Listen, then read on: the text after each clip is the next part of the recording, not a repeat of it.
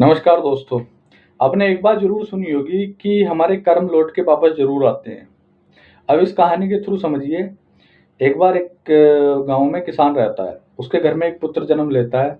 जब पुत्र उसका 4-5 साल का हो जाता है, तो उसकी जो पत्नी है उसका देहांत हो जाता है। देहांत के बाद वो अपने पुत्र के लालन-पोषण में लग जाता है। जब धीरे-धीरे समय बीतता है तो आस-पास के लोग कहने लगते हैं कि तू दूसरी शादी कर ले, कब तक अकेला घर चलाएगा, कब तक बच्चों को सँभालेगा। तो लोगों के कहने से दूसरी शादी कर लेता है। दूसरी शादी करने के बाद कुछ समय बीतता है, उसको दूसरी पत्नी से भी अपना एक पुत्र प्राप्त होता है। जब वो पुत्र उसके जब बड़े हो जाते हैं थोड़े, तो उसकी दूसरी पत्नी है उसका भी देहांत हो जाता है। अब घर में तीनों 2 पुत्र और एक पिता रह जाता है। अब पिता सोचता है कि अब घर चलाने वाला भी कोई होना चाहिए, तो वो जो बड़ा पुत्र था उसका, वो उसकी शादी करा देता है। शादी कराने के बाद जो किसान था उसका भी देहांत हो जाता है। अब घर में भैया, भाभी और छोटा भाई रह जाता है एक। अब जो बड़ा भाई था वो छोटे भाई पर इतना ध्यान नहीं देता था क्योंकि सौतेला था वो। तो उसको कभी खाना दे दिया, कभी नहीं दिया, ऐसे ही चलता रहता है।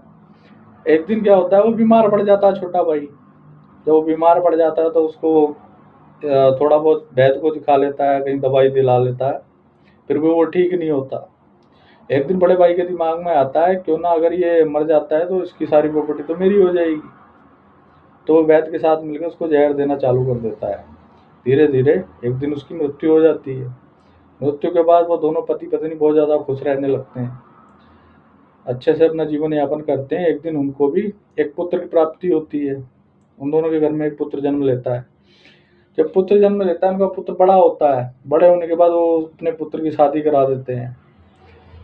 जब पुत्र की शादी हो जाती है तो कुछ समय बाद उस पुत्र की जो पत्नी थी उसका देहांत हो जाता है। तो पत्नी के देहांत के बाद जो उनका पुत्र था वो ज़्यादा परेशान रहने लगता है, बीमार पड़ जाता है। जब बीमार पड़ जाता है तो जो दोनों पति पत्नी थे वो उसको उसकी दवाइयाँ करते हैं, वैद्य को दिखाते हैं, इलाज कराते हैं। तो उसके दवाइयों में, इलाज में उनकी जो भी जितनी प्रॉपर्टी थी, जितना भी उनका घर-बार, जितनी भी ज़मीन जायदाद थी, सारी बिक जाती है। जब सब बिक जाती है तो एक दिन उसका पुत्र जो है चारपाई पे लेटा होता है, और जब वो पिता जाके अपने पुत्र के पास बैठता है तो जो उसका पुत्र था उसका हाथ पकड़ता है अपने पिता का और बोलता है कि भैया, सब कुछ बिक चुका है, सब कुछ हिसाब किताब बराबर हो चुका है, अब सिर्फ लकड़ी का और कफन का बचा है, मैं जाने वाला हूँ। तो वो कहता है भैया, वो कहता है मैं तेरा पिता हूँ। बोला नहीं। बोला तुम मेरे पिछले जन्म के बड़े भैया हो, जिसने ज़मीन के लालच में, प्रॉपर्टी के लालच में मेरे को ज़हर दिया था। मैं उसी का हिसाब किताब करने आया हूँ। सब कुछ हो चुका है, अब सिर्फ मेरा क्रियाक्रम का रह गया है, वो और कर देना। और जो मेरी पत्नी मरी है वो वही वैद्य था जिसके साथ आपने मिलकर मुझे जहर दिया था। वो बोलता है कि अब तो मैं तो जा रहा हूँ, अपने कर्मों का फल अब ज़िंदगी भर भुगतना, अपने पुत्र की याद में ज़िंदगी भर तड़पते रहना।